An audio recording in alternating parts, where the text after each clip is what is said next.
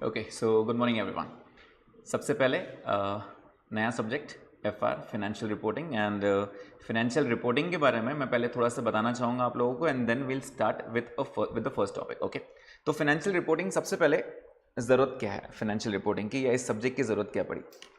अगर हम बात करें फाउंडेशन और इंटरमीडिएट की, तो आप लोगों ने अकाउंटिंग बेसिक्स सीख लिया है, राइट मतलब प्रिपरेशन ऑफ फाइनेंशियल स्टेटमेंट्स आपको आ गया है, right. And now it's time to comply with the standards and then to report. Comply करने का मतलब एग्जैक्टली क्या होता है कि हमें चेक करना है कि कोई भी कंपनी ने प्रॉपरली अकाउंटिंग स्टैंडर्ड्स या इंडियन अकाउंटिंग स्टैंडर्ड्स फॉलो किए हैं या नहीं किए हैं बराबर, and then we should report, right. अब माइंड में ये सवाल आता है, सर हम अकाउंटिंग स्टैंडर्ड में खुश थे ना, एएस हमने कैसे भी करके अच्छे से प्रिपेयर कर लिया था, फिर इंडियन अकाउंटिंग स्टैंडर्ड्स की जरूरत क्या पड़ी। आप में से किसी के पास भी इसका आंसर है क्या? Why and AS, why Indian accounting standards? I need the answer. किसी को भी कुछ पता है क्या इसके बारे में?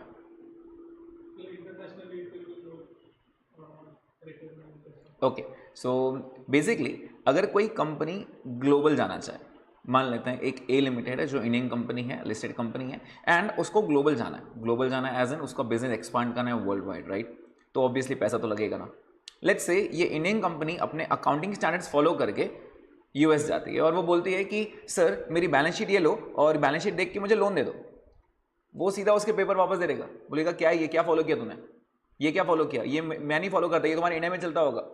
इंटरनेशनल लेवल पे लेके आओ उसको इंटरनेशनल लेवल पे लेके आना है, राइट। तो अकाउंटिंग स्टैंडर्ड्स फॉलो नहीं होते वहां पे, तो फिर क्या फॉलो होगा वहां पे? आइडियली अगर ग्लोबल वाइज देखेंगे तो वहां फॉलो होता है IFRS। क्या फॉलो होता है? IFRS। What is IFRS? International financial reporting standards. क्या है ये? International financial reporting standards. वहां पे IFRS फॉलो होता है। एक अगर आपके माइंड में आएगा कि सर अकाउंटिंग स्टैंडर्ड्स भी तो वैसे ही हैं, कुछ मोर और लेस वैसे ही हैं, तो जरूरत क्या पड़ी IFRS की भी, या फिर ग्लोबल लेवल पे भी हमको इंड AS क्यों फॉलो करने पड़े? तो बात ये आती है कि हर चीज अकाउंटिंग स्टैंडर्ड जो लिखी गई है सेम वैसी IFRS में नहीं है। There are certain differences. मैं एक एग्जांपल बताना चाहूंगा आपको। आप लोगों को AS13 याद है थोड़ा बहुत इन्वेस्टमेंट्स के बारे में, AS13। तो मैं आपको थोड़ा सा रिकॉल करवाना चाहूंगा और उसके बाद मैं आपको बताना चाहूंगा एग्जैक्टली डिफरेंस क्या है, राइट। आपको आइडरी मतलब अगर देखा जाए तो पूरे डिफरेंसेस नहीं देखने, बट थोड़े से डिफरेंसेस आपको मालूम पड़ने चाहिए कि why are we studying this subject. तो सबसे पहले अगर मैं AS13 की बात करूं विच इज इन्वेस्टमेंट्स, तो इसमें एक चीज होती थी which is non current investment. क्या होता था यहां पे? Non current investment. और अगर आप में से किसी को भी याद होगा इसकी वैल्यूएशन कैसे रहती थी, इसकी वैल्यूएशन, तो इसकी वैल्यूएशन रहती थी ऑलवेज एट कॉस्ट। इसकी वैल्यूएशन कैसे रहती थी? Always at cost. मतलब अगर मैंने लेट्स से 10 लाख रुपीस का कोई इन्वेस्ट किया, कहीं पर कुछ शेयर्स खरीदे 10 लाख रुपीस के, राइट। इसकी वैल्यू अगर 12 लाख हो जाती है या फिर इसकी वैल्यू अगर 9 लाख रुपए हो जाती है, तो मैं मेरे बुक्स में उसको 10 लाख पे रखूंगा। क्यों? क्योंकि नॉन करंट इन्वेस्टमेंट है। नॉन करंट का मतलब होता है long term investment basically, right. तो मैं मेरे बुक्स में उसको कॉस्ट पे लिखूंगा 10 लाख रुपए पे, मैं उसको 12 लाख पे नहीं लेके जाऊंगा, मैं उसको 9 लाख पे भी नहीं लेके जाऊंगा, राइट। आइडियली ये जो 1 लाख रुपए कम हुआ, 1 लाख रुपए कम हुआ, आइडियली हम इसको बोलते हैं this is the temporary decline. इसको हम क्या बोलते हैं? Temporary decline. टेम्पररी डिक्लाइन का मतलब ये होता है कि इसकी वैल्यू अभी घटी है, वापस बढ़ जाएगी। तो टेम्पररी डिक्लाइन को AS13 ने NCI that is non current investment के लिए हटा दिया था। उसने बोला था नहीं हम तो एट कॉस्ट ही मेंटेन करेंगे। बट इंड AS या फिर IFRS बोलता है कि हम ऐसा नहीं मानते हैं भाई, हम हमारी फेयर वैल्यू के हिसाब से चलते हैं, राइट। मतलब आप अगर अपनी बैलेंस शीट लेके जाते हो, अपनी बैलेंस शीट लेके जाते हो और बैलेंस शीट में इन्वेस्टमेंट्स लेके जाते हो 10 लाख पे, राइट। बैलेंस शीट में 10 लाख पे इन्वेस्टमेंट्स लेके जाते हो और यूएस जाते हो, बोलते हो सर मेरे पास 10 लाख का इन्वेस्टमेंट है, तो बोलेगा सर ये नहीं चलता यहाँ पे, आपने कॉस्ट मेंटेन किया है, हमें फेयर वैल्यू चाहिए। हमें क्या चाहिए? फेयर वैल्यू चाहिए। तो उसने वापस रिजेक्ट कर दिया। मतलब ideally this balance sheet is not applicable world wide, ये सिर्फ आपके इंडिया के लिए वैलिड है, राइट। तो उसको ग्लोबल करने के लिए हमें क्या चाहिए? हमें चाहिए एक रिकॉग्नाइज्ड वर्ल्ड वाइड स्टैंडर्ड्स जो आइडियली IFRS पूरा करता है, राइट। तो हमारे पास एक ऑप्शन था, हमारे पास एक ऑप्शन ये था कि इसको डायरेक्टली अडॉप्ट कर लो, डायरेक्टली अडॉप्ट कर लो कि अकाउंटिंग स्टैंडर्ड्स जो इंटरनेशनल बनाए गए हैं उसको डायरेक्टली अडॉप्ट कर लो। या फिर एक ऑप्शन था, ऑप्शन ये था कि आप क्या करो, इसको कन्वर्ट करो। इसको हम बोलते हैं कन्वर्ज्ड। मतलब आप IFRS को बेस ले लो, you take the base as IFRS, और इसमें जो भी थोड़ा बहुत प्लस माइनस करना है, आपको मॉडिफाई करना है, आप वो कर सकते हो। तो इंडिया ने ये अप्लाई किया। इंडिया बोला सर हम कॉपी पेस्ट नहीं करेंगे, हम डायरेक्ट नहीं अप्लाई करेंगे।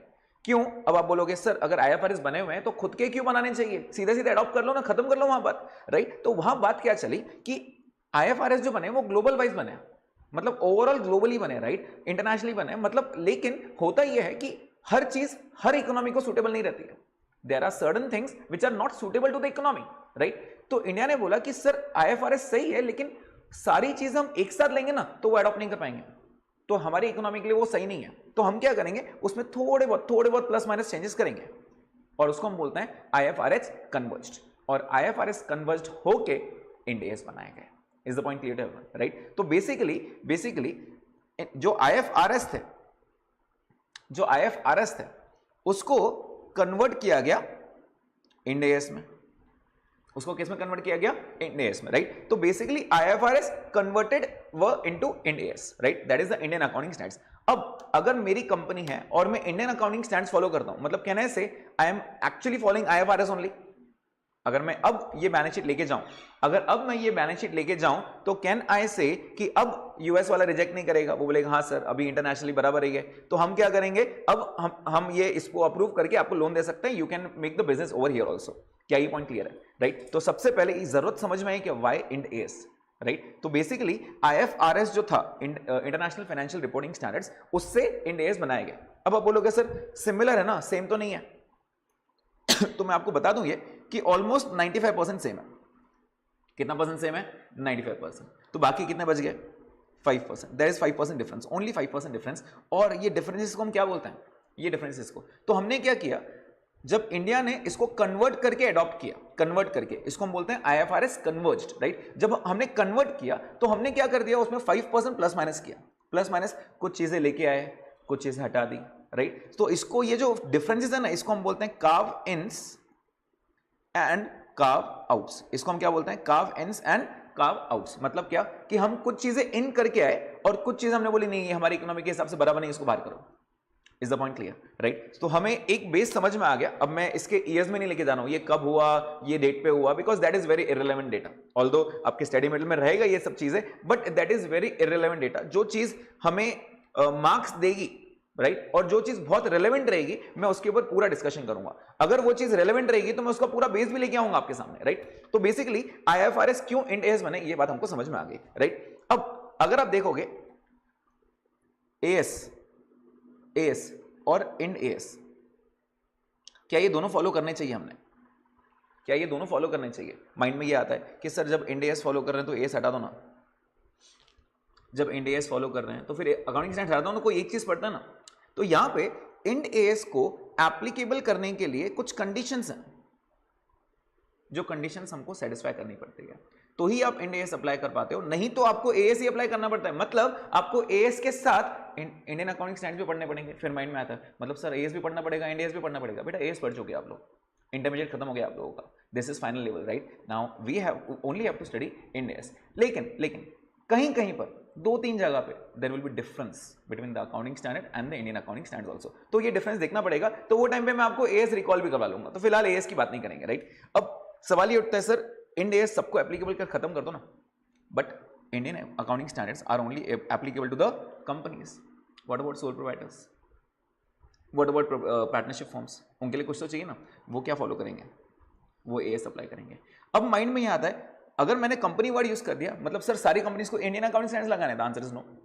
सारी कंपनीज को नहीं लगाना है, कुछ कंपनीज को लगाना है, कुछ कंपनीज को नहीं लगाना है। तो माइंड में आता है सर कौन सी कंपनी को लगाना है, कौन सी को नहीं लगाना है, तो वही तो पढ़ना है अपने को, right. And that is our first chapter which is introduction to Ind AS। That is उस एक्चुअली एप्लीकेबिलिटी किसको रहेगी, किसको एप्लीकेबल रहेगा, किसको एप्लीकेबल नहीं रहेगा। बिकॉज अगर हम सब्जेक्ट पढ़ रहे हैं तो हमें पता होना चाहिए ना कि इसको एप्लीकेबल है या नहीं है, तो ही मैं इंडियन अकाउंटिंग स्टैंडर्ड्स फॉलो करूंगा, राइट। ओके, वहां बढ़ने से पहले मैं आपको इंड AS के बारे में बता दूं कि एग्जैक्टली कितने इंड AS हैं, एग्जैक्टली कितने। तो बेटा इंड AS टोटल 42 हैं, जिसमें से 3 ओमिट किए गए हैं, 3 हटा दिए गए हैं, तो बचे कितने, 39। बचे कितने, 39। ये 39 पूरे नहीं पढ़ने आपको, कुछ हटा दिए गए हैं। वो कुछ क्या हटा दिए गए हैं वो अपन बाद में बात करेंगे एक एक करके। अब भी अगर मैं पूरी लिस्ट बता दूंगा आपके सामने तो आप डर जाओगे सर ये सब्जेक्ट हो गया अपने काम से, क्योंकि इसकी नंबरिंग नहीं है। इसकी नंबरिंग है ना बहुत ऑड सीक्वेंस है। वो नंबरिंग कैसे है वो भी बताऊंगा मैं आपको। लेकिन इसकी जो सीक्वेंस है ना वो थोड़ी ऑड सीक्वेंस है, राइट, बहुत ऑड सीक्वेंस है। अब आपको क्या जानना है कि 39 में से आपको इंपॉर्टेंट वाले कौन से हैं, इंपॉर्टेंट वाले जो आपके ऑलमोस्ट 50% वेटेज कवर करते हैं, ऑलमोस्ट 50%। ऐसे 12 इंड एएस है जो कवर्ड है 6 चैप्टर्स में, 6 चैप्टर्स में ही कवर हो जाएंगे। तो आपके माइंड में आएगा सर एक एक में 2-2 आएंगे, ऐसा नहीं है, कोई एक भी है, किसके अंदर 4 भी है, किसके अंदर 2 भी है, किसके अंदर 3 भी है, टोटल मिला के 6 चैप्टर्स हैं और टोटल 12 इंड एएस यहां कवर हो जाता है, राइट, 12 इंड एएस। बाकी के स्मॉल एएस है जो बाकी का सिलेबस आपका कवर करता है, ठीक है। तो माइंड में ये आता है सर वो बड़े छोड़ के पहले छोटे पे जाएंगे, ऐसा नहीं होता है, हम मिक्स करके करेंगे, राइट, जो चीज़ रिलेवेंट रहेगी एक के बाद एक सीक्वेंस में वैसे करेंगे, राइट। हाँ, अब एक बात समझ लेना कि हमें 1 2 3 4 से नहीं जाना है, हमें सब्जेक्ट वाइज जाना है, हमें टॉपिक वाइज जाना है, राइट। तो अब ये 6 चैप्टर्स में बड़े कौन से टॉपिक आते हैं। सबसे पहला आता है फाइनेंशियल इंस्ट्रूमेंट्स, उसके अंदर आपके 3 as cover, 3 Ind AS cover होता है फाइनेंशियल इंस्ट्रूमेंट्स। एक आता है बिजनेस कॉम्बिनेशन, जिसको आइडियली प्यार से कहा जाता है अमलगमेशन, राइट। एक होता है कंसोलिडेशन, एक होता है कंसोलिडेशन, उसके अंदर आपके 5 इंड एएस है। एक है लीजिस, एक ही इंड एएस है। एक है शेयर बेस्ड पेमेंट्स, एक ही इंड एएस है। ये बड़े चैप्टर्स हैं, ये बड़े चैप्टर्स हैं। तो टोटल आपको 12 इंड एएस जो है ना ये बहुत थरो करना है, क्योंकि 50% of the syllabus is that only. ये बड़े इंड एएस है, बाकी सब छोटे छोटे एक एक 2 दिन वाले, जैसे अपने अकाउंटिंग स्टैंडर्ड छोटे रहते थे, एक दिन में कवर हो गया, 2 दिन में कवर हो गया, वैसे ही है एक एक 2 दिन में या मैक्सिमम 3 दिन के अंदर इंड एएस खत्म हो जाता है, राइट। तो ये बड़े वालों को टाइम लगता है, थोड़ा उनको समझने में टाइम लगता है, राइट। और अगर आप देखोगे एएस में कॉस्ट मार्केट वैल्यू ऐसे यूज करता था, बट इंड एएस बहुत बार पूरे सिलेबस में एक वर्ड आप बहुत बार सुनोगे and that is the fair value. Fair value क्या रहता है इसके अपन आराम से डिस्कशन करेंगे, क्योंकि फेयर वैल्यू खुद में एक इंड एएस बनाया गया, ठीक है, तो उस पर अपना डिस्कशन होगा। चलो यहां तक की बातें समझ में आ गई क्या, क्यों इंड एएस बनाया गया, राइट। अपन ने डायरेक्ट अडॉप्ट किए या कन्वर्ट किए, कन्वर्ट किए, कन्वर्ट करके अपन ने जो बनाया तो उसको हम बोलते हैं IFRS convert were formed into Ind AS, right. और कुछ डिफरेंसेस थे क्या उसके अंदर, यस डिफरेंसेस थे। तो डिफरेंसेस जो लेके आए हम अंदर उसको हम क्या बोलते हैं, कार्व एंड्स, और जो छोड़ दिए हमने उसको हम बोलते हैं कार्व आउट्स। हमने क्या किया, आईएफआरएस में से कुछ पॉइंट्स हटा दिए और कुछ पॉइंट्स हमने खुद लेके आ गए, तो इसको हमने कन्वर्ट किया बेसिकली, राइट। तो इस तरह हम ग्लोबल लेवल पे इंटरनेशनली मतलब स्टैंडर्ड हमने मैच कर दिया। क्या ये पॉइंट क्लियर है, राइट। अब बात करते हैं नंबरिंग की। अगर आप नंबरिंग देखोगे ना, इसकी नंबरिंग बहुत ऑड है, बहुत ऑड है। जैसे हमने 1 से स्टार्ट किया, 2 से स्टार्ट किया, फिर 8 आई, फिर 101 भी है, 109 भी है, 111 भी है, ऐसे अलग अलग इंड एएस है।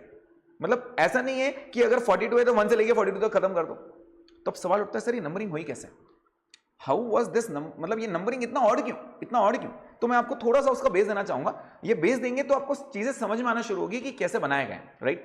तो मैं आपको ये बोल रहा हूं कि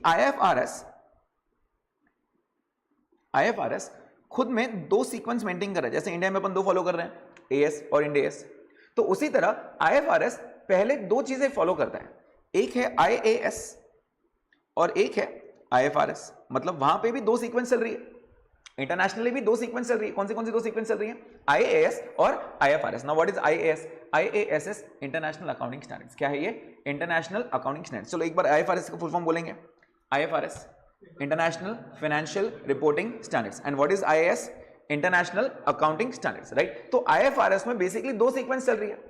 अब वो 2 सीक्वेंस क्या है तो एक बार समझ लेते हैं, पहले अच्छे से समझ लेते हैं।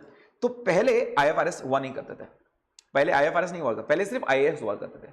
जैसे IAS 1 2 3 4 and so on, right. अब इसके बारे में इतना डिटेल जानना नहीं कि सर आईएएस कितने हैं, अपने को इंड एएस पे फोकस करना है। ये बनाए कैसे गए वो बता रहा हूं, राइट। तो हुआ ऐसे कि ये जो थे ना ये 1990s के जमाने के थे, 1990s के जमाने के थे, राइट। तो इसके अंदर कुछ तो चेंजेस लाने चाहिए, कुछ तो चेंजेस लाने चाहिए ना इसमें। हमेशा थोड़ी अपन पुराने स्टैंडर्ड लेके बैठेंगे, इकोनॉमी चेंज होती रहती है, right. So we need to make it on current date, आज की डेट पे क्या वैलिड रहेगा, राइट। तो उन्होंने क्या किया, आईएएस को चेक करना शुरू किया, क्या ये आज की इकोनॉमी पे वैलिड रख रहा है, क्या आज के लिए प्रॉपर है, क्या अगर है तो ओके, नहीं है तो उसको क्लोज कर देंगे, राइट। तो उन्होंने क्या किया, अब एग्जांपल दे रहा हूं, इसको पकड़ के नहीं बैठेंगे कि सर आपने तो बोला था 3 को बंद कर दिया, 4 को बंद कर दिया, ऐसा नहीं। मैं आपको सिर्फ नंबरिंग समझा रहा हूं कैसे किया। तो हुआ ऐसे कि 1 उन्होंने चेक किया, उन्होंने बोला सर ये तो एकदम ओके लग रहा है, इसमें कोई चेंज करने की जरूरत नहीं अपने को, तो इसको चालू रहने दो, इसको बंद नहीं करेंगे अपन, ठीक है। 2 उन्होंने चेक किया, उन्होंने बोला सर 2 भी एकदम बराबर चल रहा है, कुछ प्रॉब्लम ही नहीं है इसके अंदर, एकदम बराबर चल रहा है। जब उन्होंने 3 चेक किया तो उन्होंने बोला नहीं सर 3 बहुत पुराना है, इसको बंद करना पड़ेगा अपने को भी, इसको कुछ नया करना पड़ेगा। तो नया कैसे करें, नया कैसे करें, तो उन्होंने 3 बंद करके उसमें जो चेंजेस लाए उन्होंने IAS नाम नहीं दिया, अब उन्होंने IFRS नाम देना शुरू कर दिया और IFRS की नंबरिंग वापस 1 से शुरू की, वापस क्या की, 1 से शुरू की। समझ में आ रहा है? मतलब अब वहां पे क्या फॉलो हो रहा है, IAS 1, IAS 2, लेकिन IAS 3 नाम की कोई चीज नहीं है, वहां पे क्या हो गया, IFRS 1 आ गया वो। ठीक उसी तरह उन्होंने 4 भी क्लोज कर दिया। एग्जांपल दे रहा हूं, 4 बंद हुआ नहीं हुआ अपने को जानना नहीं है, मैं सिर्फ एग्जांपल दे रहा हूं, राइट। 4 को बंद किया, फिर उन्होंने IFRS 2 दे दिया, राइट। उसके बाद उन्होंने 5 शुरू किया, ऐसे ही सबको चेक किया उन्होंने, 5, 6, 7, 8, 9, 10 and so on, example, right. उन्होंने बोला सर 5 भी पसंद नहीं आ रहा है, बहुत पुराना लग रहा है, उसको मॉडिफाई करने की जरूरत है। मॉडिफाई किया, बंद करो, इसको क्या नंबर देंगे, 3, राइट। तो इस तरह हुआ क्या कि IAS पूरे बंद नहीं हुए, IAS भी चालू है और IFRS भी पिक्चर में आ गए। मतलब कहने से IAS कन्वर्ट हो गए IFRS में, so there are still IAS and there are still IFRS। समझ में आ रहा है, राइट। अब उन्होंने बोला 6 बराबर लग रहा है हमको, तो 6 बंद नहीं हुआ। उन्होंने बोला 7 भी बराबर लग रहा है, 7 भी बराबर बंद नहीं हुआ। उन्होंने बोला 8 बंद करना है, एग्जाम्पल 8 बंद करना है, तो इसको नंबर क्या देंगे फिर वो, 4 एंड सो ऑन।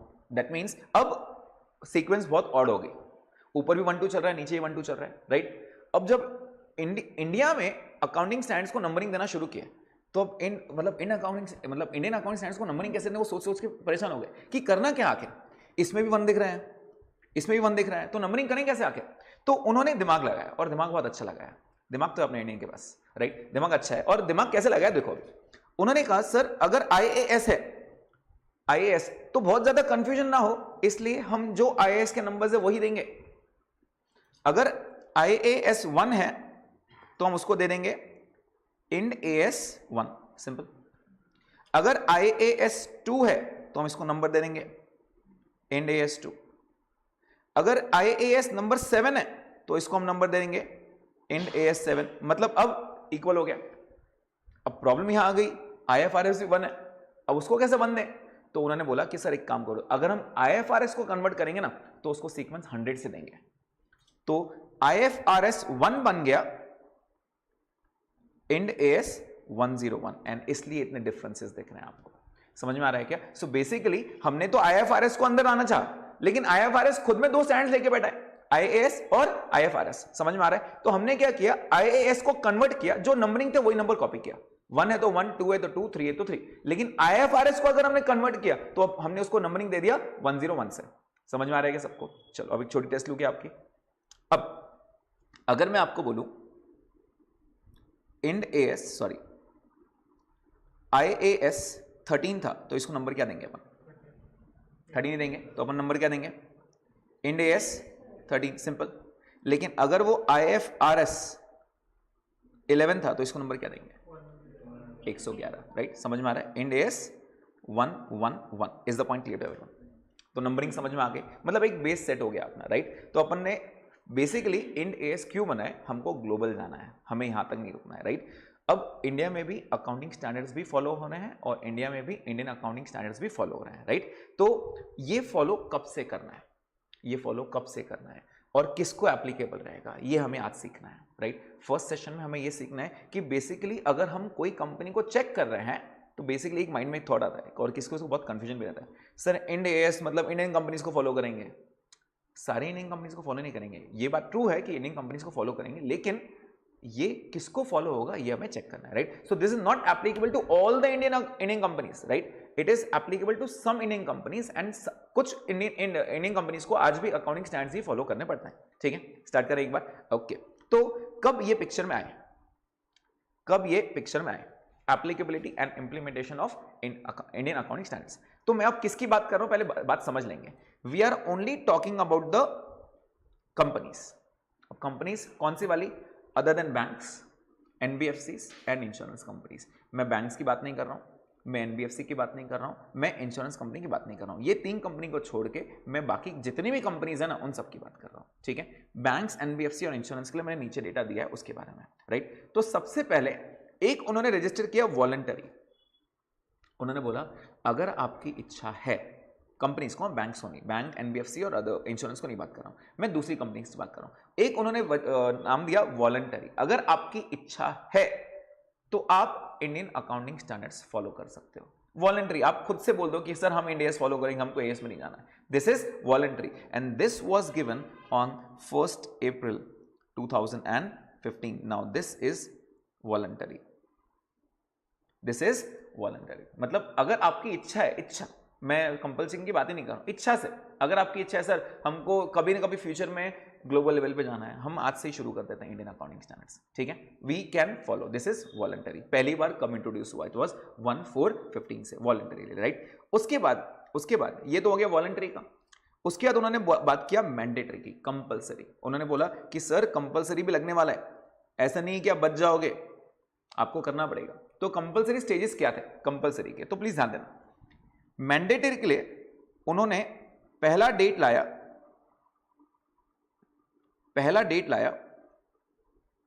1/4/2016 और 1/4/2017, दो डेट्स आ गए। तो दो डेट्स क्या थे ये, तो दो डेट्स में पहला था फेज 1 और दूसरा था फेज 2।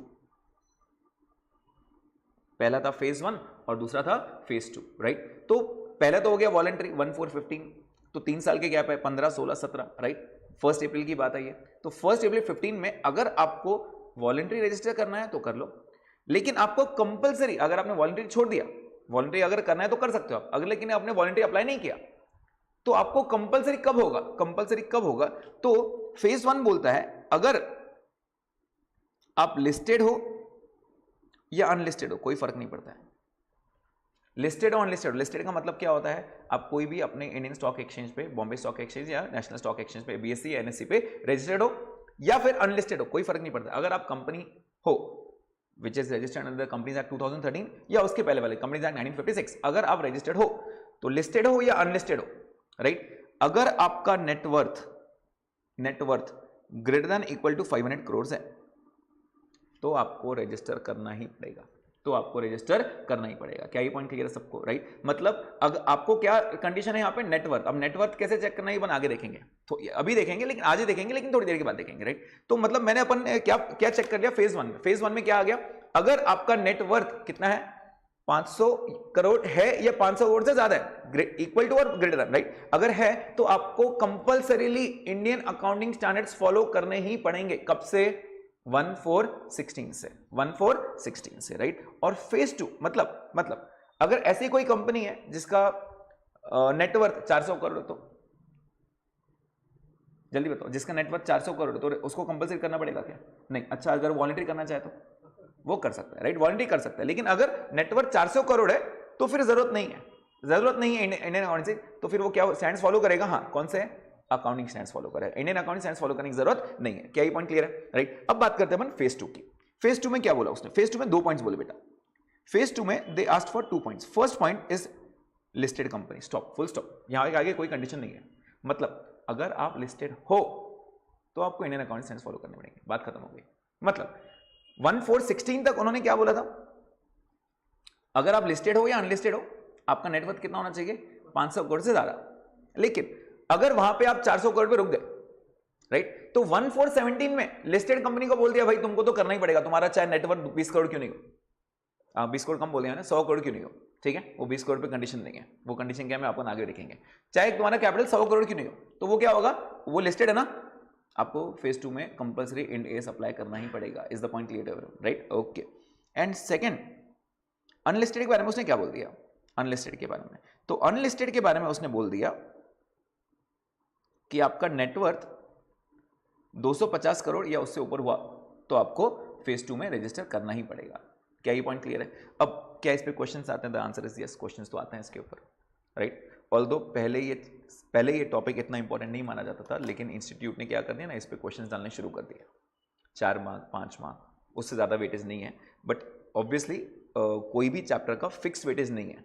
इंस्टीट्यूट ने फिक्स वेटेज कभी दिया ही नहीं है कि नहीं सर ये इस पे क्वेश्चन आएगा, ये चैप्टर पे इतना आएगा, कभी नहीं है, राइट। अगर वो देते भी हैं तो वैसे फॉलो होता नहीं है, और अपन कुछ बोल भी नहीं सकते सर आपने तो बोला था 10 मार्क का आएगा, नहीं आया इसके ऊपर, पॉसिबल नहीं है ये चीज़, राइट। अपने को पूरा सिलेबस देखना है और टारगेट मिनिमम 80 प्लस रखना है, राइट। माइंड में आता है सर थ्योरी सब्जेक्ट में कैसे आएगा, बेटा थ्योरी तो है नहीं, थ्योरी ये वर्ड माइंड से निकाल दो। यस मुझे मालूम है थ्योरी लिखना पड़ता है, प्रैक्टिकल कम रहता है, थ्योरी लिखना पड़ता है, बट थ्योरी माइंड से निकाल देंगे ना और वर्ड ऐड करेंगे ना, कंसेप्ट, बहुत सारे कंसेप्ट है, बहुत सारी थ्योरी नहीं है, बहुत सारे कंसेप्ट है, राइट। कंसेप्ट पॉजिटिव वर्ड आता है, थ्योरी बहुत नेगेटिव वर्ड आ जाता है, राइट? तो अपन पॉजिटिव वर्ड देखेंगे। तो यहां पे अपन ने बात किया कंसेप्ट की, बहुत सारे कंसेप्ट सीखने अपने को, राइट? और कंसेप्ट समझ में आ गया तो मैं नहीं बोल रहा रट्टा मारो, अपने को लिखते आना चाहिए, बेसिक इंग्लिश।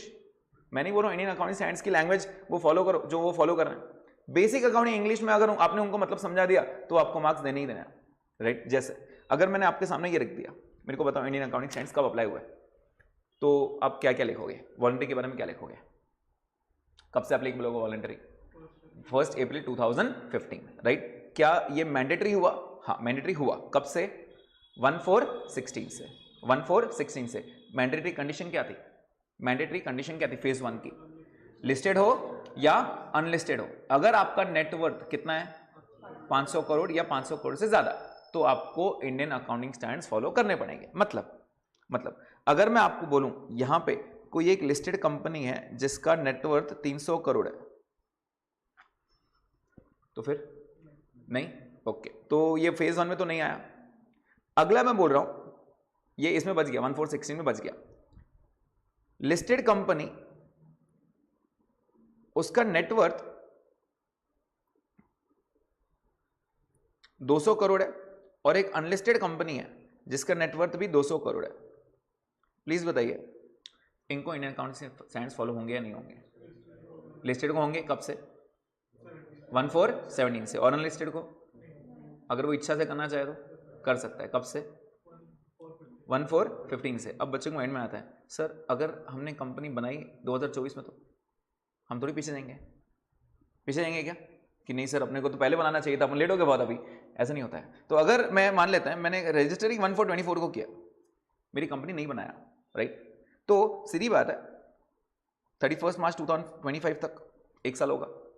यहां पे आपका नेटवर्थ चेक किया जाएगा, यहां पे आपका नेटवर्थ चेक किया जाएगा। सबसे पहले रजिस्ट्रेशन हुआ तो मैं अनलिस्टेड हूं, व्हाट आई एम अनलिस्टेड, और मेरा नेटवर्थ यहां पे 220 करोड़ आया। बताओ रजिस्टर करने की जरूरत है या नहीं है? मतलब इंड एस फॉलो करने की जरूरत है या नहीं है? तो आप बोलोगे नहीं सर जरूरत नहीं है, राइट? अच्छा, फिर मैं अगले साल गया 31 मार्च 2026 पे वापस चेक करेंगे अपन, हर साल चेक करेंगे, राइट? और यहां पे आपका नेटवर्थ 260 करोड़ हो गया। अब बताओ करना पड़ेगा, 250 क्रॉस कर दिया, तो सवाल है कब से करना पड़ेगा? कब से? अभी कर दूं क्या 31 मार्च 26 से? The answer is no. You will start with immediate next financial year. That is 1/4/2026 से लेके 31 मार्च 27 का जो ईयर है आपका, यहां पे आपकी जो बैलेंस शीट बनेगी that will be as per Ind AS and not as per AS. Is the point clear to everyone? Right? मतलब जिस 31 मार्च पे आपने नेटवर्थ वाली कंडीशन फुलफिल कर दी, उसके immediate next preceding year, next financial year में आपको इंड एस फॉलो होगा। क्या ये पॉइंट समझ में आ रहा है सबको? पक्का, राइट? एक बार बता दो जल्दी से, वॉलंटरी कब था? वॉलंटरी कब था?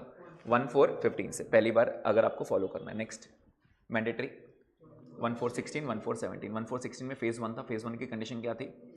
लिस्टेड और अनलिस्टेड हैविंग नेटवर्थ 500 करोड़ और मोर, राइट? ओके, अगर लिस्टेड हो और आपका कैपिटल, अगर आपका नेटवर्थ 300 करोड़ है, तो क्या फिर भी आपको इंडेस फॉलो करने पड़ेंगे? यस, अगर आप लिस्टेड हो। कब से? 1/4/17 से। 1/4/17 से, क्योंकि लिस्टेड को उन्होंने बोल दिया कि आपको फॉलो करना ही करना है। अगर अनलिस्टेड है तो फिर नेटवर्थ वापस चेक किया जाएगा। नेटवर्थ कितना होना चाहिए? Minimum 250, right? 250 करोड़ और मोर हो गया, आपको इंडेस फॉलो करना है, नहीं तो आप एएस में आ सकते हो। क्या यहां तक पॉइंट समझ में आ रहा है? अब इसमें भी एक छोटा सा ट्विस्ट है। ट्विस्ट कैसा है? तो उन्होंने आपको यह बोला कि हम क्या करेंगे ना, ये जो नेटवर्थ वाली कंडीशन है ये 2016 की चेक नहीं करेंगे, हम आपका नेटवर्थ 31 मार्च 2014 से चेक करेंगे। मतलब अभी ध्यान देना, अच्छे से ध्यान देना, आपका नेटवर्थ जो चेक किया जाएगा वो 31 मार्च 14 से चेक किया जाएगा, ना कि 15 से, ना कि 16 से। अब ये नहीं बोलोगे सर 1/4/16 में फॉलो करना है तो पिछले साल का नेटवर्थ चेक करो, ऐसा नहीं बोलता है। इंडियन अकाउंटिंग स्टैंडर्ड के जो रूल्स आए थे, उन्होंने कहा we will first check your net worth as per on 31 March 2014। सोचो एक कंपनी है, लेट्स से लिस्टेड है, उसका नेटवर्थ 31 मार्च 14 में 400 करोड़ था। कितना था? 400। 31 मार्च 15 में उसका नेटवर्थ था 600 करोड़ और 31 मार्च 16 में उसका नेटवर्थ था लेट्स से 450 करोड़, राइट।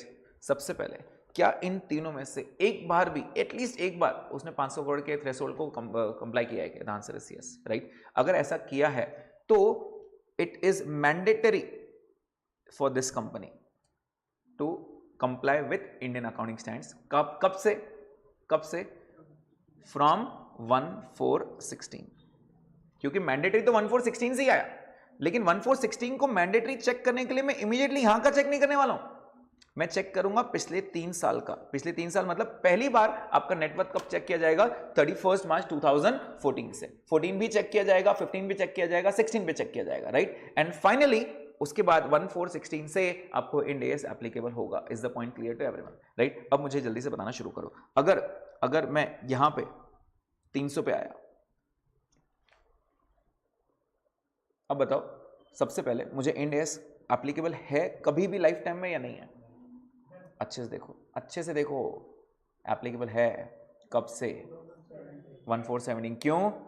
क्योंकि ये लिस्टेड है, राइट। लिस्टेड है तो 1417 में कंपलसरी आना है आपने। समझ में आ रहा है कि ये तो क्वेश्चन से इंस्टीट्यूट पूछेगा आपसे, राइट। नहीं तो वो क्या करेगा पता है क्या? पर्पसली आपको 200 के, वो 250 के ऊपर जाने नहीं देगा। वो क्या करेगा? आपको बोलेगा यहाँ 200 है, यहाँ 100 है और यहाँ 150 है, बोलो इसको इंड एएस एप्लीकेबल नहीं है, तो अपन 250 की लेके बैठते हैं। सर 250 हुआ नहीं है, बट ये तो देखो वो लिस्टेड है। लिस्टेड को कंपलसरी है, कब से कंपलसरी है? 1417 से। Is the point clear? तो 1416 से कब एप्लीकेबल रहेगा? 1416 से जब आपका नेटवर्थ 500 से ऊपर रहेगा। कब? पिछले 3 साल में। कौन से? 31 मार्च 14, 31 मार्च 15 एंड 31 मार्च 16। हर साल आपका नेटवर्थ चेक किया जाएगा। समझ में आ रहा है? अच्छा मुझे एक बात बताओ, मैंने है ना 10 साल बिजनेस हो गए, 10 साल से बिजनेस कर रहा हूं, कभी भी मेरा नेटवर्थ 250 करोड़ से ऊपर नहीं गया। I am the unlisted company. 250 crore से ऊपर कभी गया ही नहीं मेरा पिछले 10 साल में। हर बैलेंस शीट डेट पे चेक करता हूं मैं नेटवर्थ मेरा, हर बैलेंस शीट डेट पे नेटवर्थ चेक किया जाता है और 250 करोड़ से ऊपर जा ही नहीं रहा है। तो इंडियन अकाउंटिंग स्टैंडर्ड्स फॉलो होंगे या नहीं होंगे? नहीं। फर्स्ट टाइम हुआ ऐसे कि 31 मार्च 22 पे मेरा नेटवर्थ हो गया 300 करोड़। क्या अब अप्लाई होगा? आई एम अनलिस्टेड, अप्लाई होगा? हाँ। कब से? तो आप ऐसे बोलोगे नहीं सर पहले जाओ 1417 से जाके अप्लाई करके आओ। नहीं, जिस दिन अप्लाई हुआ इमीडिएट नेक्स्ट फाइनेंशियल ईयर, मतलब कब से अप्लाई होगा? 1422 से लेके 31 मार्च 23। यहां आप पहली बार इंड एएस बनाओगे। समझ में आ रहा है क्या ये? क्लियर पॉइंट सबको ये? तो अब चीजें समझ में आ गई कि एग्जैक्टली कैसे होगा, राइट। मतलब अगर मुझे मैंडेटरी कंडीशन चेक भी करनी है तो I will not check in the immediate preceding year, मैं चेक करूंगा 31 मार्च 14 से लेके आपका नेटवर्थ। क्या ये पॉइंट क्लियर है सबको? एकदम अच्छे से समझ में आ गया, राइट। तो मैंने आपके लिए एक छोटा सा चार्ट बनाया, एक बार अच्छे से पढ़ लेंगे इसको, राइट। हमने किसकी बात की अभी ऊपर? कंपनीज की बात की। Companies other than banks, NBFCs and insurance company. Other than, right. Other than में क्या क्या आ गया? एक हो गया वॉलंटरी। वॉलंटरी कब से आया बेटा? 1 अप्रैल 15 से। और मैंडेटरी में 2 थे, फेज 1 एंड फेज 2। फेज 1 कब से एप्लीकेबल है? 1416 और फेज 2 1417। किसको एप्लीकेबल है phase 1? All listed and unlisted. Listed हो अनलिस्टेड हो कोई फर्क नहीं पड़ता है, अगर आपका नेटवर्थ कितना है? ग्रेटर देन और equal to 500 crore, right. Okay. अगर फेज 2 की बात करें, अगर आप लिस्टेड हो तो खत्म हो गया, आपको इंड एएस फॉलो करना ही करना है। लिस्टेड है आपको फॉलो करना है, चाहे आपका नेटवर्थ 100 करोड़ की नहीं हो। लिस्टेड है तो आपको फॉलो करना पड़ेगा। दूसरा, unlisted companies having net worth greater than equal to 250 crore. क्या ये पॉइंट क्लियर है? नेटवर्थ कब से चेक किया जाए जल्दी बताओ? 31 मार्च 2014, 14, 15, 16 इन तीनों में से आपका एक भी साल 500 करोड़ ऊपर हो गया तो आपको 1416 से एप्लीकेबल रहेगा इंडियन अकाउंटिंग स्टैंडर्ड्स। समझ में आ रहा है क्या? दैट मीन्स अगर कोई कंपनी आपके पास एक बैलेंस शीट लेके आई, सबसे पहले अगर वो पूछती है सर बताओ हमको इंडियन अकाउंटिंग स्टैंडर्ड्स फॉलो होंगे या नहीं होंगे, सबसे पहले आप क्या चेक करोगे? उसका नेटवर्थ, राइट। उसका नेटवर्थ कैसे चेक करना है थोड़ी देर में बात करेंगे अपन। उसका नेटवर्थ चेक करोगे, अगर उसका net worth greater than equal to 250 crore आया और वो अगर अनलिस्टेड है तो उसको बोलना पड़ेगा भाई ये तूने जो एएस के हिसाब से बनाया ना, अब अगले साल तुझे इंड एएस फॉलो करना पड़ेगा क्योंकि तेरा नेटवर्थ कितना हो गया? 250 करोड़ से ऊपर हो गया, राइट। और अगर वो लिस्टेड है तो बात ही खत्म हो जाती है, फिर तो आपने इंड एएस फॉलो करना ही करना है। कब से? 1417 से। फिर आपका कोई टर्नओवर नहीं देखा जाएगा। लिस्टेड है फॉलो करो, बात खत्म। समझ में आया क्या सबको ये? एकदम अच्छे से, ओके। अब इस पे कुछ कंडीशंस है, वो जो 2-3 कंडीशंस मैंने आपको बताया वो तो इसके अंदर है ही है, इसके साथ और भी कुछ कंडीशंस हैं। पहला point, net worth in case of company shall be checked from 31 March 14। क्या अपनी इस पे बात हो गई अच्छे से? कब से चेक करेंगे? 31 मार्च 14 से चेक करेंगे। ओके, आगे, Ind AS once applicable will always be applicable. मतलब एक बार आपने इंड एस फॉलो कर दिया, उसके बाद फ्यूचर में कभी अकाउंटिंग स्टैंडर्ड नहीं रहेंगे, आपके लिए इंड एस ही लगेगा। क्या ये पॉइंट क्लियर है? मतलब एक बार अपन ने वो 500 करोड़ क्रॉस कर दिया, सोचो, उसके बाद मेरा 500 करोड़ भी टच भी नहीं हुआ, उसके बाद मेरा बिजनेस एकदम डाउनफॉल आ रहा है, क्या फिर भी मुझे इंड एस फॉलो करना पड़ेगा? Answer is yes. आपको हर साल एक बार एप्लीकेबल हो या ना, it is always applicable, once applicable is always applicable. क्या ये पॉइंट क्लियर है? And the third point is very important. What is this third point? An entity covered under Ind AS as per above, ऊपर की वजह से जो भी अपनी कंडीशंस पड़ी, अगर उसमें आपका एंटिटी कवर्ड है इंड एस फॉलो करने में, that will make it's parent, subsidiary, associate, joint venture also covered under Ind AS. मतलब अगर मैं हूं तो मेरे आजू बाजू ऊपर नीचे सबको इंड एस फॉलो करना पड़ेगा, मेरी वजह से सबको इंड एस फॉलो करना पड़ेगा, राइट? वो बीमारी थी ना अपनी कोविड, वैसे ही सब। चलो, क्या है एग्जैक्टली? सबसे पहले होल्डिंग सब्सिडी समझ में आता है क्या? होल्डिंग को पेरेंट कंपनी कहा जाता है। कब होती है होल्डिंग कंपनी? थोड़ा सा बताओ तो मुझे। मोर देन 51% शेयर तो होल्डिंग हो गई। अच्छा, एसोसिएट किसको बोलते हैं फिर? 20 से 50% को क्या बोलते हैं? एसोसिएट। 20 से 50%, मतलब अगर आपकी एक कंपनी, मेरी भी एक कंपनी है, मैंने आपकी कंपनी में 30% स्टेक ले लिया, 30% मैंने इन्वेस्ट किया और 30% मेरा हो गया, राइट? ऑब्वियसली मेरे पास होल्ड नहीं है आपकी कंपनी को, लेकिन मैं होल्ड करूंगा, लेकिन I am the associate. Is the point clear? 20 to 50%। चलो, उसके बाद जॉइंट वेंचर। जॉइंट वेंचर क्या रहता है पता है आपको? साथ में बिजनेस करेंगे, राइट? तो 1, 2 और 3 कंपनी जो भी है एक साथ मिलकर बिजनेस करेंगे तो उसको जॉइंट वेंचर कहा जाएगा, राइट? तो अब अच्छे समझो, पहले अच्छे से समझ लेते हैं एक बार। एक कंपनी ए लिमिटेड, एक कंपनी है ए लिमिटेड, इसके ना 2 सब्सिडरी है, इसके 2 सब्सिडरी हैं, एक है बी लिमिटेड और एक है सी लिमिटेड, ठीक है? ये दोनों कौन है? सब्सिडरीज हैं। सब्सिडरी किसकी हैं? ऑफ ए के दोनों सब्सिडरीज हैं। कोई बताएगा बी और सी में रिलेशन क्या रहेगा? उनको क्या बोला जाता है? बी और सी को क्या बोला जाता है, पता है क्या? यस, इनको कहा जाता है फेलो सब्सिडरीज। इनको क्या कहा जाता है? Fellow subsidiaries. बेसिकली बी और सी में जो रिलेशन है उनको कहा जाता है फेलो सब्सिडरीज। क्या ये पॉइंट क्लियर है? राइट? अब आगे बात सुनो, अच्छे से समझ लो, आगे क्वेश्चंस ऐसे ही आएंगे, ठीक है? और अगर आप ये डायग्राम बना के अच्छे से समझ गए ना, तो फिर आपको ये चीजें समझ में आना शुरू हो जाएंगी, ठीक है? और इसके है ना और 2 हैं। बी के मैंने एक बना दिया D limited. D limited is the subsidiary of B limited, ठीक है? सब्सिडरी की एक और सब्सिडरी है, और एक और कंपनी है ई लिमिटेड, इसकी एक सब्सिडरी है, sorry, this is associate of B. मतलब वो एक एसोसिएट है, राइट? उसने मतलब मे बी शायद 30% इन्वेस्ट किया होगा या जो भी, राइट? चलो, तो यहां पे अब बात समझते हैं अच्छे से, किसको इंड एस एप्लीकेबल है? तो कहने से सबका वो नेटवर्थ वाला चेक किया जाएगा। मान लेते हैं सब अनलिस्टेड है, सब क्या है? अनलिस्टेड है। लिस्टेड की बात ही नहीं करेंगे, लिस्टेड है तो फिर सब तो वैसे भी फॉलो हो गए, राइट? अपन बात करेंगे अनलिस्टेड की, क्योंकि कंसेप्ट तो वही है ना। लिस्टेड में तो आप 1417 से खत्म हो गए, आपको अप्लाई करना ही पड़ेगा। अपन बात कर रहे हैं अनलिस्टेड की, तो अनलिस्टेड अच्छे समझते हैं किसको पहली बार एप्लीकेबल हुआ। तो लेट्स से मैं आपको अभी टर्नओवर्स लिख के दे रहा हूं, बाजू में जो ब्लू में ब्रैकेट में लिख रहा हूं ना, उसके टर्नओवर्स हैं, ठीक है? या फिर नेटवर्थ है, सॉरी नेटवर्थ। इसका नेटवर्थ है 300 करोड़। प्लीज बताइए, इसको एक काम करते 200 करोड़ कर देते हैं। प्लीज बताइए ए को एप्लीकेबल है या नहीं है? नहीं, क्यों? अनलिस्टेड है and the net worth is less than 250। Okay, इसका नेटवर्थ आ गया 400 करोड़। ऐसा पॉसिबल है कि पेरेंट का 200 ही है लेकिन सब्सिडी का 400 है? बिल्कुल पॉसिबल है, कोई प्रॉब्लम ही नहीं है उसके अंदर, उसका बिजनेस है, उसका नेटवर्थ ज्यादा है, राइट? Okay fine. नेक्स्ट, सी का नेटवर्थ है सिर्फ 150 करोड़। कितना है? 150 करोड़। डी का नेटवर्थ है 100 करोड़ और इसका है 120 करोड़। प्लीज बताइए किसको इंड एस एप्लीकेबल है? बी को। मुझे डेट चाहिए, कब से? आई नीड द डेट। 1416 या 1417? क्यों 17 16 क्यों नहीं बोल रहे हो यार? क्योंकि वहां 500 का था, राइट? और फिर फेज 2 में क्या था? फेज 2 में 2 कंडीशन थी। पहली कंडीशन क्या थी? All listed companies, full stop. कोई टर्म नेटवर्थ नहीं है, लेकिन अनलिस्टेड के लिए क्या था 250 करोड़ और मोर, तो यहाँ पे 400 करोड़ में आ गए, मतलब आप इंड एएस में फॉलो गए, राइट। आपको कहने से जिस दिन भी आपने ये नेटवर्थ क्रॉस किया होगा उसके इमीडिएट नेक्स्ट ईयर से आप इंड एएस में आ गए, मतलब इसको इंड एएस एप्लीकेबल है। ये पॉइंट समझ में आ रहा है क्या?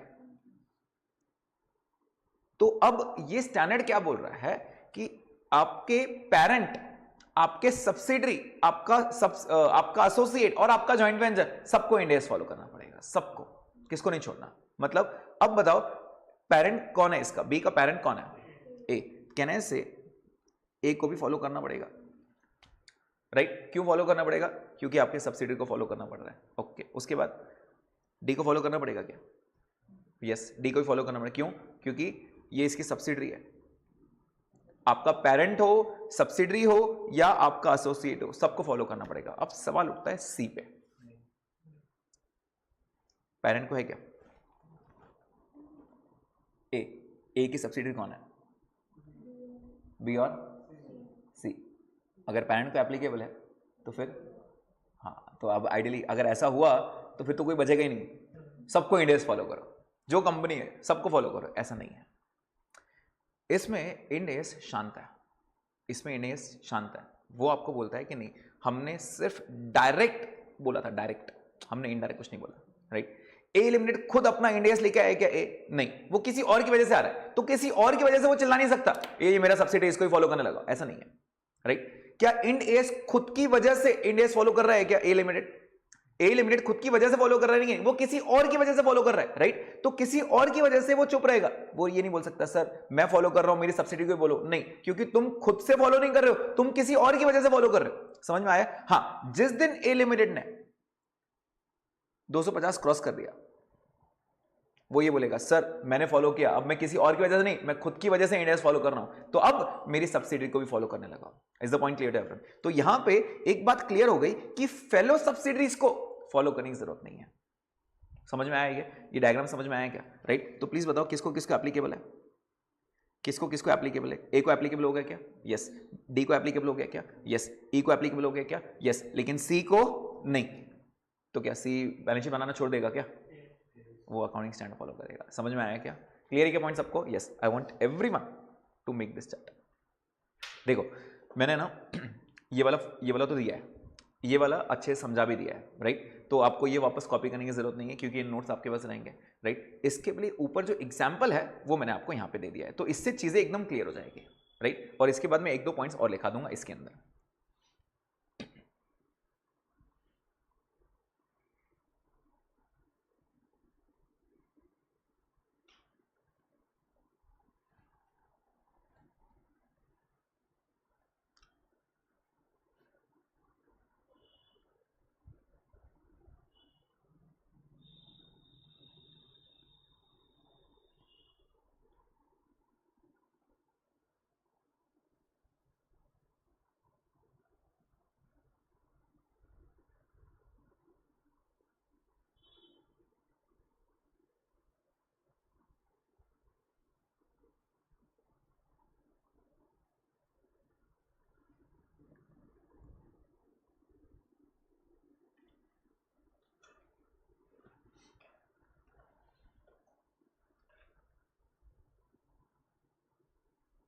अच्छा बताओ इसको इंड एएस एप्लीकेबल कब था, फेज 1 में या फेज 2 में?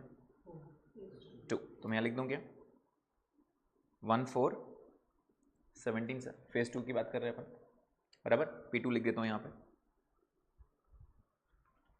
अच्छा क्या अज्यूम किया आपने, लिस्टेड है या अनलिस्टेड है? अनलिस्टेड, हमेशा अनलिस्टेड ही अज्यूम करना क्योंकि लिस्टेड का पॉइंट खत्म ही हो जाता है। लिस्टेड तो आप ऑलरेडी इंड एएस फॉलो कर रहे हो, राइट। तो अपन बात हमेशा इंड एएस की बात कर रहे हैं, ठीक है। चलो पॉइंट समझ में आया सबको अच्छे से एकदम, ओके। अब प्रॉब्लम बताइए क्या है, जल्दी बताओ। ए लिमिटेड ने अपनी बैलेंस शीट कैसे बनाई है, एएस फॉलो करके या इंड एएस? मैं बात कर रहा हूँ ए लिमिटेड की, ऊपर सबसे ऊपर एएस बनाया है उसने, एएस को फॉलो किया है या इंड एएस को फॉलो किया? जल्दी बताओ। इंड एएस, खुद की वजह से या किसी और की वजह से? किसी और की वजह से, राइट। तो अब ये एएस आपको क्या बोलता है, या फिर इंट्रोडक्शन टू इंड एएस, या फिर ये जो अपने रूल्स बनाए गए हैं ये क्या बोलते हैं कि ए लिमिटेड जो है ना, ए लिमिटेड, ये डायग्राम बनाया ना बेटा सबने, यस। ए लिमिटेड क्या करेगा, ए लिमिटेड ना एक बैलेंस शीट नहीं 2 बैलेंस शीट बनाता है। कितनी बैलेंस शीट बनाता है? 2। कौन सी बताओ तो? एक खुद की बैलेंस शीट स्टैंड अलोन जिसको बोलते हैं, और एक कंसोलिडेशन, सबको कंसोलिडेट तो करेगा, राइट। क्या वो बी से डेटा मंगाएगा? बी से डेटा मंगाएगा। क्या वो सी से भी डेटा मंगाएगा? अच्छा, क्या वो डी से भी डेटा मंगाएगा? बिल्कुल। एक सब्सिडरी की सब्सिडरी भी मेरी सब्सिडरी है, तो ये मेरी भी सब्सिडरी है। मतलब डी बोलेगा कि जो ए है ना, A, this is not my parent, this is my ultimate parent. समझ में आ रहा है क्या?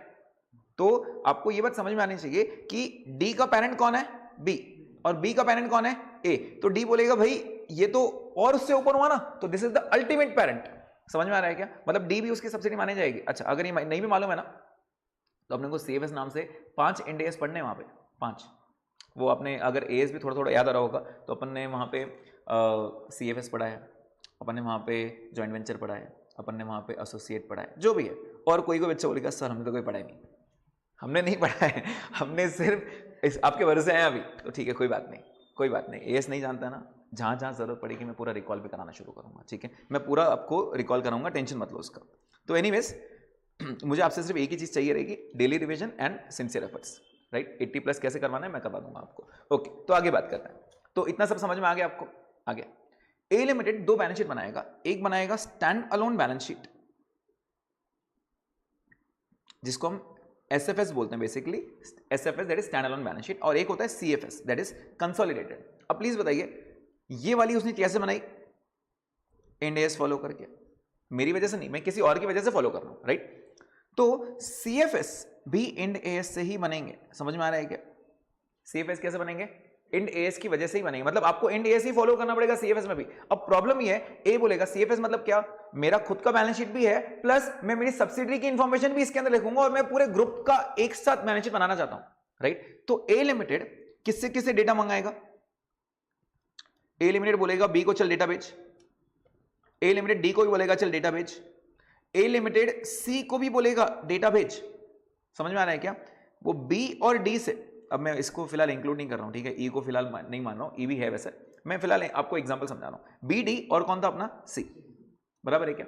अच्छा मुझे बताओ, इसने क्या फॉलो किया? बी ने क्या फॉलो किया? इसने फॉलो किया इंड एएस, बराबर। इसने क्या फॉलो किया? Ind AS. डी ने क्या फॉलो किया? Ind AS. लेकिन सी ने क्या फॉलो किया?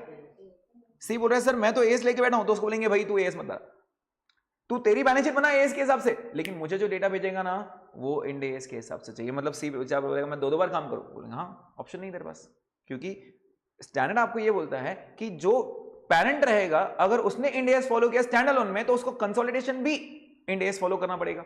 समझ में आ रहा है? दैट मींस ये सी जो है will make SFS. What is SFS? SFS as per AS, बराबर। but it has to send the data for the purpose of CFS as per Ind AS। क्या ये पॉइंट समझ में आ रहा है? मतलब इसके लिए दो बार काम करना पड़ेगा, 2 बार। अब मुझे अच्छे से बताओ, अगर आप स्मार्ट हो तो सी ने क्या करना चाहिए? कर सकते हैं क्या? वॉलनरी लेके खत्म कर दो ना, 2-2 बार क्यों करूं? वैसे भी मैं वापस उसको रिपोर्ट भेज रहा हूं इंड एएस के हिसाब से, तो वॉलनरी करके खत्म करो। लेकिन इंस्टीट्यूट ये एक्सपेक्ट नहीं कर रहा है आपसे। इंस्टीट्यूट नहीं बोलना सर सी को बोलो वॉलनरी करने के लिए, इंस्टीट्यूट को ये आंसर देना, right. What will C do? C will make stand alone as per AS and will send the data to the parent as per Indian accounting standard. समझ में आ रहा है क्या? इसको डबल काम करना पड़ेगा, ऑप्शन देंगे, राइट। प्लीज ये लिख के रखिए।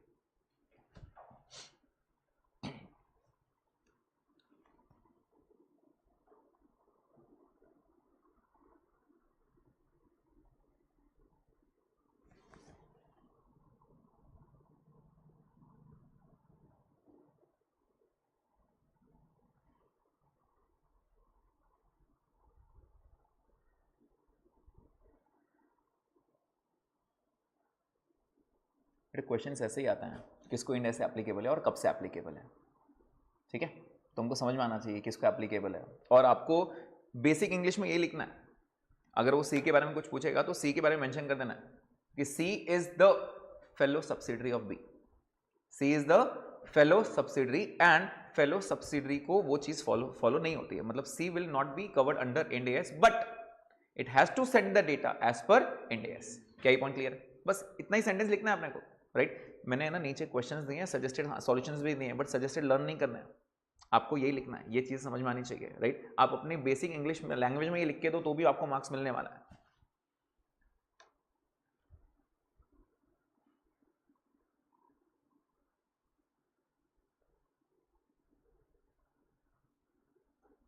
समझ में आया सबको? पक्का? IAS का फुल फॉर्म क्या था? International accounting standards. और IFRS का?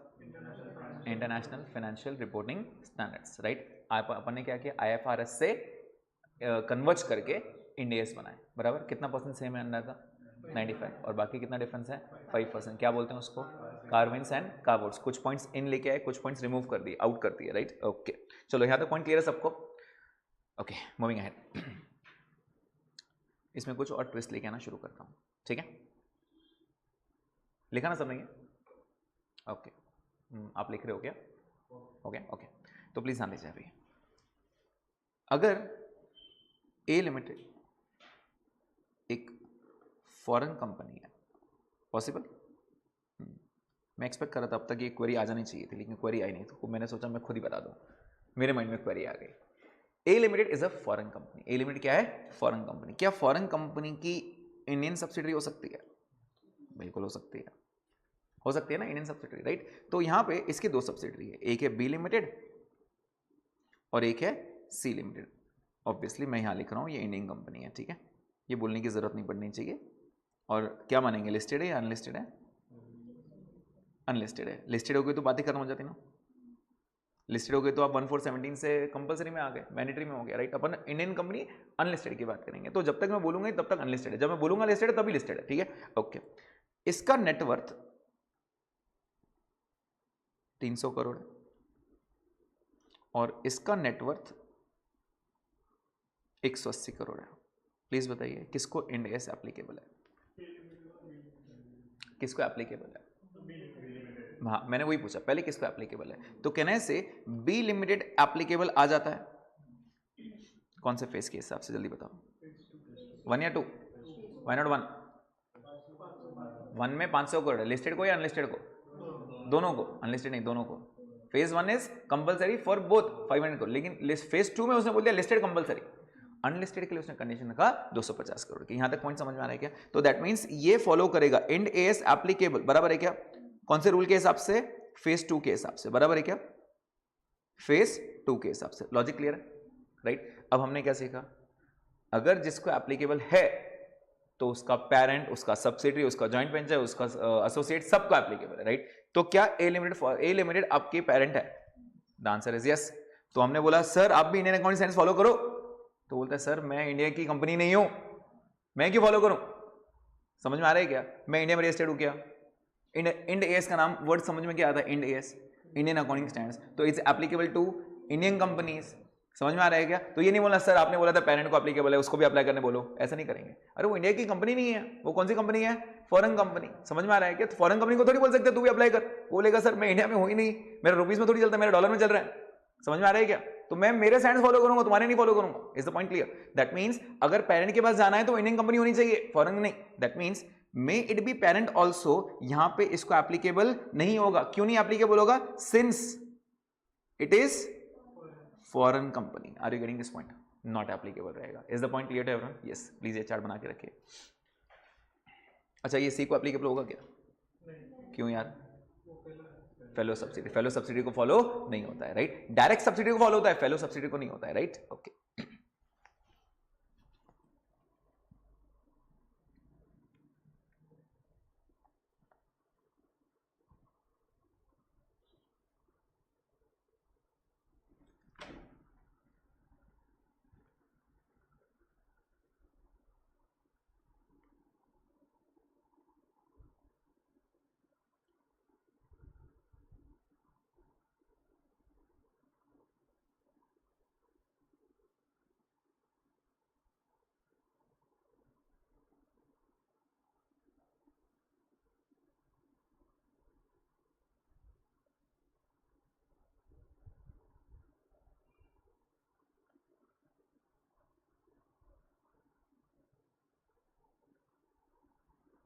क्लियर है क्या पॉइंट यहां तक?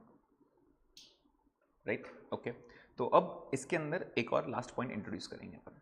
Now what is that last point? क्या बोल रहे हो? कंसोलिडेशन नहीं, हम हमारा डेटा भेज देंगे। और अगर आपको समझ में आ रहा होगा कि फॉरेन कंपनी जब CFS बनाएगी वो कौन से स्टैंड फॉलो करेगी?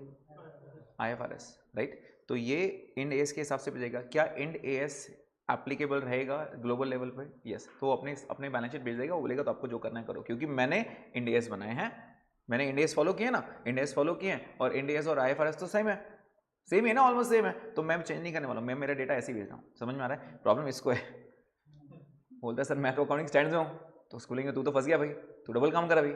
समझ में आ रहा है? यस।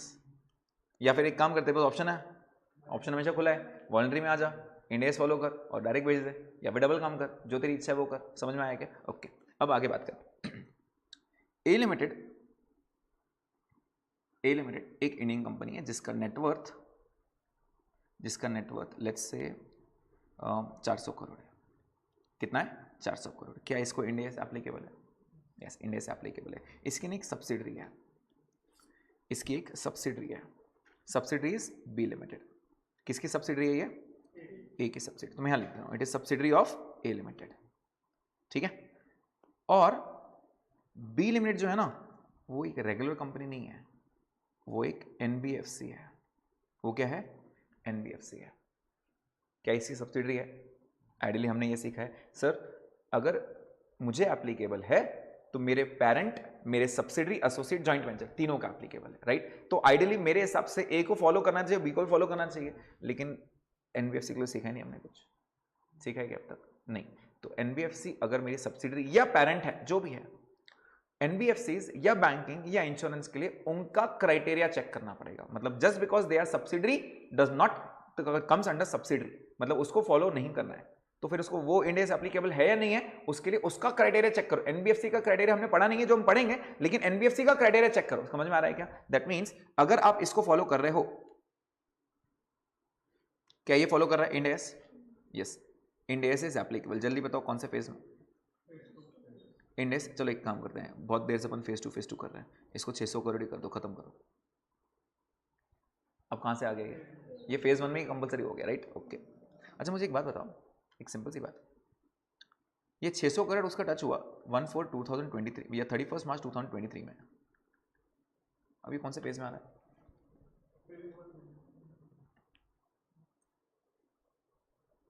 फेज 1 में आपका हमने जो चेक किया था वो पिछले 3 साल का था। समझ में आ रहा है क्या? मैं पीछे नहीं जाऊंगा, कौन से 3 साल थे? 31 मार्च 14, 15, 16, इन तीनों में से अगर आपका नेटवर्थ 500 करोड़ के ऊपर गया तो आप फेज 1 में आओगे, तो ही फेज 1 में आओगे। समझ में आ रहा है क्या? Rest all cases shift two phase 2। आपने नेटवर्थ क्रॉस किया 31 मार्च 2023 में, तो आप वापस 1416 में जा सकते हो क्या? नहीं। तो यहां से आगे की बात करो ना, यहां से आगे जब आपका नेटवर्थ जा रहा है 250 करोड़ के ऊपर, तो फर्स्ट टाइम गया, मैं फेज 1 में नहीं हूं, कौन से फेज में हूं? फेज 2 में। Are you getting this point? Phase 1 में आने के लिए कौन से 3 साल का नेटवर्थ चेक करना पड़ेगा आपको?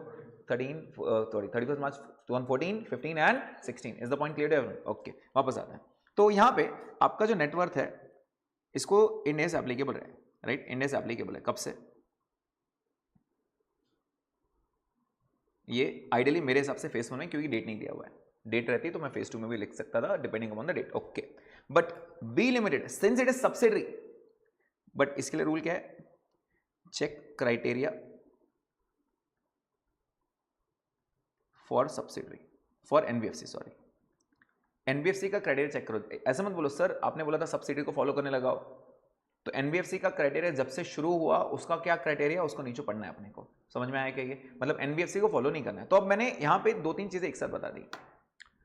भूल जाओ NBFC, भूल जाओ फॉरेन कंपनी है, मेरी एक कंपनी है। अगर मैं इंड AS फॉलो कर रहा हूं तो मेरा पेरेंट, मेरा सब्सिडरी, मेरा एसोसिएट, मेरा जॉइंट वेंचर, सबको इंड AS फॉलो करना है। पॉइंट क्लियर है ये, राइट ओके। दूसरा मैंने क्या बोला, अगर मैं फॉलो कर रहा हूं और मेरा पेरेंट या मेरी सब्सिडरी फॉरेन कंपनी है, तो उसको एप्लीकेबल नहीं है, बिकॉज वो नाम से ही फॉरेन कंपनी है यार, उसको थोड़ी बोल सकता हूं तू अप्लाई कर, वो बोलेगा सर मैं आपके स्टैंड्स कैसे फॉलो करूंगा, राइट। और अगर एक NBFC है मेरी सब्सिडरी, तो NBFC में जस्ट बिकॉज ऑफ सब्सिडरी उसको इंड AS फॉलो करने वाला, राइट। अगर वो NBFC है, बैंकिंग है, इंश्योरेंस है, जो भी है, उसको हम बोलेंगे आप अपना क्राइटेरिया चेक करो और अपने क्राइटेरिया के हिसाब से इंड एस फॉलो करो, हमारी वजह से फॉलो मत करो। समझ में आ रहा है क्या पॉइंट? ये क्लियर पॉइंट सबको? ये yes, this is the third point जो आपको ये बना के रखना है।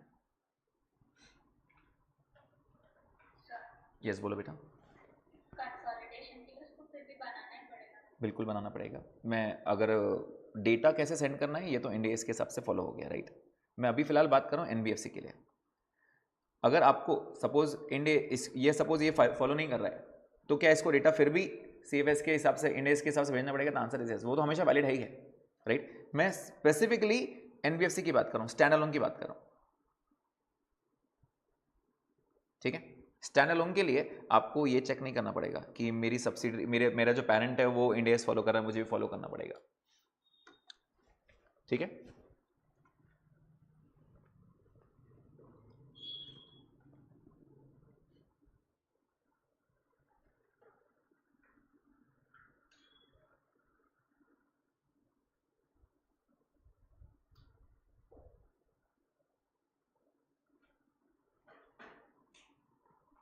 चलो पॉइंट समझ में आ गया यहाँ तक एकदम अच्छे से, ओके। अब एक लास्ट 5 मिनट्स में हम एनबीएफसी का पढ़ लेते हैं और ख़त्म करते हैं, ठीक है। तो हमारे पास अच्छा, मैंने ये वाला पॉइंट सिखा दिया कि आपको ये वाला पॉइंट अच्छे से समझ गए हम, parent subsidiary associate joint venture सबको, okay. Only direct parent and direct subsidiary, बराबर, not applicable to fellow subsidiary, बराबर, okay. Application of Ind AS is for both stand alone as well as for CFS. आगे, if parent subsidiary associate joint venture is the bank, NBFC और insurance company, जो अभी बात हुई, then Ind AS to such companies applicable from their respective dates. समझ में आ रहा है? उनके डेट्स क्या है वो अपने पढ़े नहीं अब तक। Dates applicable to banks, NBFC, insurance company, जो भी रहेगा वो फॉलो करो आप, मतलब आपका क्राइटेरिया चेक करो, हमारे हिसाब से मत चलो। समझ में आ रहा है? ओके, हाँ, ये प्रोवाइडेड दैट अगर मैं इंड एस बना रहा हूं तो आपको डेटा जो भेजना पड़ेगा वो इंड एस के हिसाब से ही देना पड़ेगा। आप एस बनाओ कुछ भी करो, मुझे इंड एस के हिसाब से फॉलो करने दो। समझ में आ रहा है ये पॉइंट? ओके। आगे, companies listed on SME exchange are not required to apply for Ind AS. बेटा एसएमई का फुल फॉर्म क्या होता है? स्मॉल एंड मीडियम एंटरप्राइजेस, मतलब आपकी कंपनी बहुत छोटी है, आइडियली 25 करोड़ तक, राइट। समझ में आ रहा है? 250 तो बहुत दूर होगी ना, तो उसको इंड एस फॉलो करना ही नहीं, तो ये क्या फॉलो करेगा? एस फॉलो करेगा। समझ में आ रहा है? एसएमईज जो रहते हैं, small and medium enterprises, they are not, वो खुद कंपनी छोटी हैं, राइट। छोटी कंपनी जिनका कैपिटल ही 200 मतलब 25 करोड़ तक है, 10 से 25 करोड़ के बीच में आइडियली उनका कैपिटल रहता है, राइट। तो आपकी कंपनी 250 कहाँ तक पहुंचेगी? तो आपका नेटवर्क 10 से 25 करोड़ के बीच में, आपको अप्लाई करने की जरूरत ही नहीं है, आपको एएस ही फॉलो करना है, राइट। आगे, comparatives shall also be presented as per Ind AS, मतलब अगर मुझे एप्लीकेबल हुआ इस साल, पिछले साल मैंने एएस बनाया था, अभी क्या एप्लीकेबल हुआ? इंड एस, तो क्या मुझे पिछले साल का डेटा भी इंड एस के हिसाब से करके देना पड़ेगा? क्योंकि कंपैरिजन बैलेंस शीट बनानी पड़ती है आपको। आपने कभी फाइनेंशियल स्टेटमेंट देखे हैं क्या? अगर मेरा 31 मार्च 2024 का बन रहा है तो साथ में 31 मार्च 23 का भी बैलेंस शीट देना पड़ता है मुझे कंपैरिजन के लिए, राइट। तो ये वाला बैलेंस शीट तो मैंने एएस के हिसाब से बनाया था, पहली बार ऐसा हुआ कि मुझे इंड एस फॉलो करना पड़ा, तो क्या मुझे ये फिगर भी कंपैरिजन में इंड एस फॉलो करना पड़ेगा? आंसर इज यस, मतलब फिर से पिछले साल का डेटा इंड एस के हिसाब से आंसर लिख के दो मुझे। समझ में आ रहा है? That means comparative figures must also follow Ind AS. Clear है पॉइंट? आगे, the companies which are not covered above shall continue follow accounting standards. जैसे पार्टनरशिप फॉर्म्स हो गए आपके, sole providers will follow AS only because Ind AS is only applicable to companies. क्या ये point clear है सबको? ये सारे पॉइंट्स अपन डिस्कस कर चुके, ओरली बात कर चुका हूं, राइट। मतलब अगर मैं आपको थोड़ा सा नोट लिखने बोलूं तो क्या इसमें 4-5 पॉइंट लिख के दोगे मुझे? किसको किसको एप्लीकेबल है? चलो बताओ, अभी तक मैंने किसको किसको एप्लीकेबल बोला? लिस्टेड, अनलिस्टेड, दोनों को। लेकिन अनलिस्टेड में कुछ कंडीशंस हैं, राइट। अनलिस्टेड को अगर आपको मैंडेटरी करना है तो आपका नेटवर्थ कितना होना चाहिए? 250 करोड़ एंड मोर। आपके पेरेंट, आपके सब्सिडरी, आपका जॉइंट वेंचर, आपका एसोसिएट, सबको फॉलो होगा। फॉरेन कंपनी को नहीं होगा, एनबीएफसी को नहीं होगा। अगर आपका सब्सिडरी एनबीएफसी है तो उसको फॉलो नहीं करना, एनबीएफसी का क्राइटेरिया चेक करना। समझ में आ रहा है? राइट। कंपेरेटिव फिगर्स आपको इंड एस के हिसाब से चाहिए और एसएमई फॉलो नहीं होगा। क्लियर पॉइंट सबको ये, राइट। अब 2 मिनट में अपन सिर्फ एनबीएफसी करेंगे। अभी एनबीएफसी बहुत सारा डेटा दिख रहा है आपको, राइट। अच्छे से पढ़ लेते हैं। 3 चीज़ों की बात की, बैंकिंग और इंश्योरेंस के लिए it is deferred the implementation until further notice. उन्होंने बहुत सोचा, उन्होंने 2019 की डेट दिया था, अपन बैंक और इंश्योरेंस को 2019 में करेंगे, लेकिन उनको समझ में आया कि इसके अंदर इतने कॉम्प्लिकेशंस है कि हम वो फाइनलाइज कर नहीं पा रहे हैं, तो उन्होंने बोल दिया डिफर कर दो, अपन सोचेंगे जब जब अपन फाइनल करने रहेगा अपन तब बात करेंगे। मतलब बैंकिंग और insurance company end S follow नहीं करती है। समझ में आ रहा है? वो उनके रेगुलेशंस हैं, जो अपना आरबीआई एक्ट है उसके हिसाब से बैलेंस शीट बनती रहती है, तो ये अपने को यहाँ फॉलो नहीं करना, राइट। तो बैंकिंग और इंश्योरेंस तो भारी हो गए इंड एस से। समझ में आया? एनबीएफसी की बात करते हैं, प्लीज ध्यान देना, एनबीएफसी के लिए वॉलंटरी है ही नहीं, मतलब वो चाहे भी तो वॉलंटरी नहीं कर सकते, आपके नेटवर्थ पे ही आना पड़ेगा आपको। समझ में आया? तो प्लीज बताओ पहले 3 डेट्स अपन ने कौन से पढ़े? 1415, 1416, नेक्स्ट क्या पढ़ा? 1417, अगले 2 डेट्स 1418 एंड 1490। समझ में आ रहा है क्या? ये 2 डेट्स किसके लिए बनाए गए हैं? ये एनबीएफसी के लिए बनाए गए हैं, राइट? कंडीशन क्या है इसके लिए? ये भी फेज 1 है और ये फेज 2 है। कंडीशन क्या है? Same condition. बताओ इसमें फेज 1 में इसकी कंडीशन क्या थी, जल्दी बताओ। लिस्टेड हो या अनलिस्टेड हो, क्या रहेगा उसमें? Net worth greater than equal to 500 crore. Same चीज यहां पर भी, आप लिस्टेड हो या अनलिस्टेड हो कुछ फर्क नहीं पड़ता, आपका नेटवर्थ कितना होना चाहिए? Net worth greater than equal to 500 crore. क्या ये पॉइंट क्लियर है? राइट। और 1417 में फेज 2 क्या था अपना? इसमें 2 पॉइंट्स थे। पहला, ऑल लिस्टेड कंपनीज, आगे कोई नेटवर्थ कंडीशन नहीं, लिस्टेड हो कंपलसरी, अनलिस्टेड हो तो आपका नेटवर्थ कितना होना चाहिए? 250 करोड़। इसके अंदर भी सेम कर दिया उसने। मतलब ये वाली चीजें तो अपन पढ़ के आए हैं ऑलरेडी, अपने को सिर्फ डेट चेंज हो गई। एनबीएफसी की डेट क्या हो गई? 1418 एंड 1419। समझ में आया क्या? And net worth greater than equal to 250 crore. समझ में आया क्या? अच्छा जल्दी बताओ अभी इसके लिए आप नेटवर्थ कौन से ईयर का चेक करते थे? 31 मार्च 14, 31 मार्च 15 एंड 31 मार्च 16। मतलब कहने से net worth to be checked from 31 March 14। अच्छा कितने साल पहले हो गए? कहने से 2 साल लगे। सेम कंडीशन इसलिए वैलिड रखा उसने, इसको 2 साल पहले कम जाएंगे। चेक नेटवर्थ कौन से ईयर का? 31 मार्च 16, 31 मार्च 17 एंड 31 मार्च 18।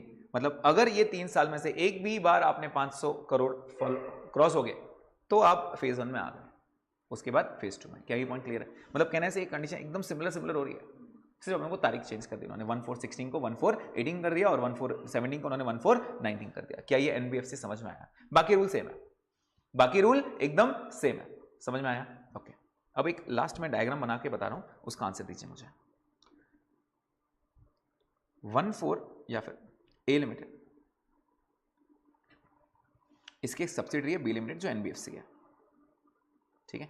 इसकी एक सब्सिडरी है बी लिमिटेड जो एनबीएफसी है, ओके? इसको इंड एएस एप्लीकेबल है फ्रॉम 1/4/2017। मतलब 1/4/17 से ही एप्लीकेबल हो गया, राइट? प्लीज बताओ बी लिमिटेड इंड एएस कब से फॉलो करेगा? मतलब ये जो पहली बैलेंस शीट बना रहा है या फिर इसको एप्लीकेबल 1/4/15 से मान लो, 1/4/15 से कब एप्लीकेबल था? कैसे एप्लीकेबल था बताओ तो? वॉलंटरी, इसने वॉलंटरी ले लिया खुद से, राइट? इसने वॉलंटरी ले लिया। मतलब पहली बार जो उसके 31 मार्च को 16 को बनेगा, क्या ये इंड एएस के हिसाब से बनेगा? बराबर है क्या? तो ये जो बैलेंस शीट बनाएगा, क्योंकि ये सब्सिडरी है एनबीएफसी है, 1/4/15 है और 31 मार्च 16 तक है, प्लीज बताओ ये क्या फॉलो करेगा?